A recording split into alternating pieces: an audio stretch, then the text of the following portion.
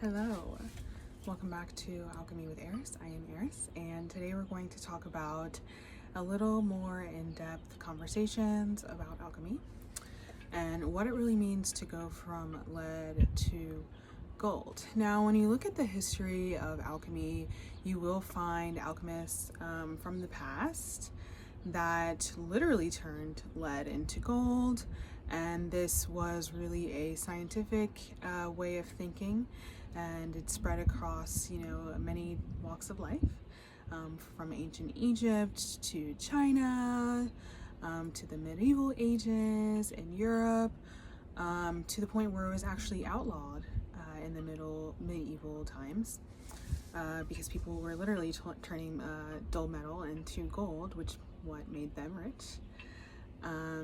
So I think when I talk about practical alchemy, you want to look at nature as kind of your guidance, and look at also our ancestors, right? When we talk about the perfection that the ancient Egyptians were able to use in their everyday life. The Great Pyramid of Giza is a giant generator, and the way that it aligns with the cosmos, right? Not only working with what's on our earth, but maybe what else is out there in the cosmos.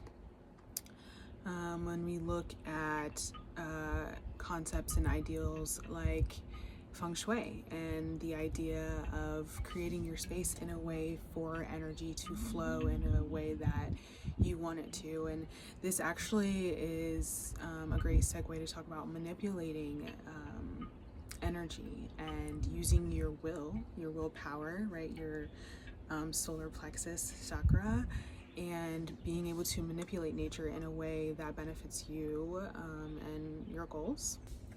So let's talk about one way that I use alchemy practically, yoga. I have been practicing yoga for years, since 2017, so that would make this 7 years this year of practicing yoga. I started just doing it on YouTube, and then I started really getting into all the ways that the movement of body really benefits you, and even how the body regenerates itself, how the brain builds itself, renews itself every, I think, 9 years, and different parts of your body actually rebuilds, right? So it's like this idea of being able to turn your body from one state to another, not just the outside but the inside too.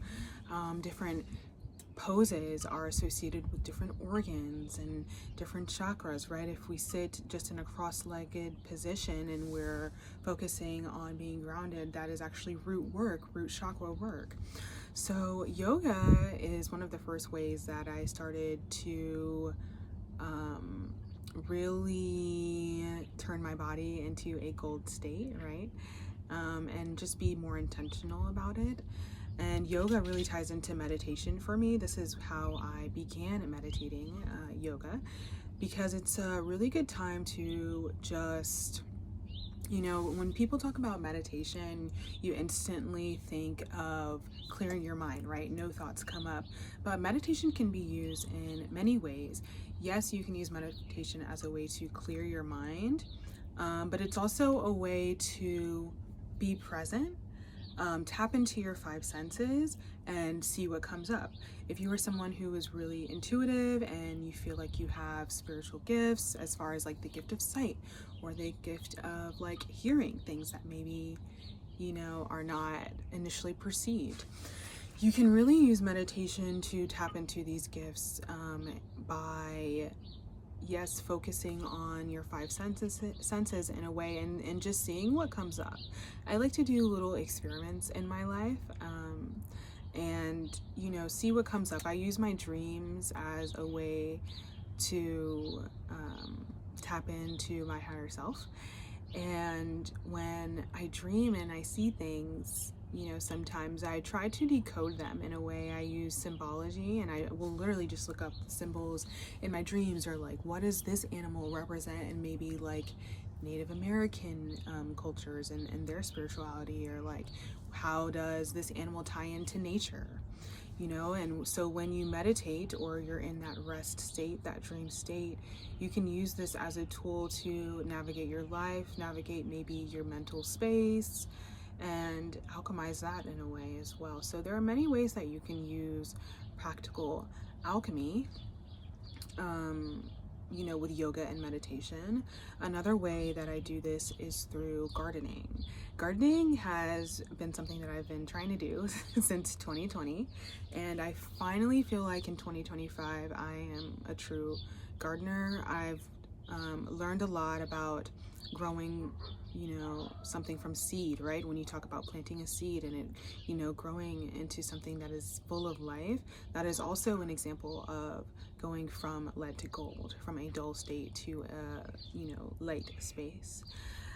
So gardening has been something that has really taught me to listen to nature more, because I noticed, you know, you can look up things online all you want, but until you get out there and do it yourself, until you have your own experiences, until you learn how to trust your intuition a little bit and actually trust your plants as well, you'll be able to get to the state that you want to.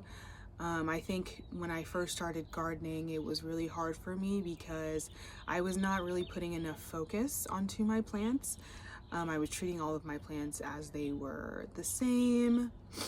I wasn't really working with nature in a way, you know, like when I lived in Florida, I would overwater things. And, you know, if I was listening to nature or, you know, being more in tune, I would have realized how humid it was and how water, yeah, as essential as it was, maybe not as much as I was watering my plants. And now I'm in a completely different climate. And now that I'm watering my plants a lot in this dry weather, my plants are flourishing. There's also the idea of talking to your plants and having a connection to your plants, right? Because if, you know, your plants are life, right, then you can really associate that to being in a light state, right? I am life as well. I, you know, have light within inside me as well. So if plants have something similar, if they too have some sort of soul, then that means when you talk to them, they'll listen, right? They'll respond. When you hug a tree, right, they release, you know, the energy of making you feel better. This is where the idea of tree hugging came from. So connecting with nature is really, really important. Even when you look at, again, the ancient Egyptians, their agricultural systems, the way that they built their pyramids were very in tune with nature and the state of the earth. If you look it up, the pyramids are actually laying on longitude and latitude lines, like specific and important lines of the earth, ley lines. So just that level of mastery and connection to the divine, the natural, is really, really important for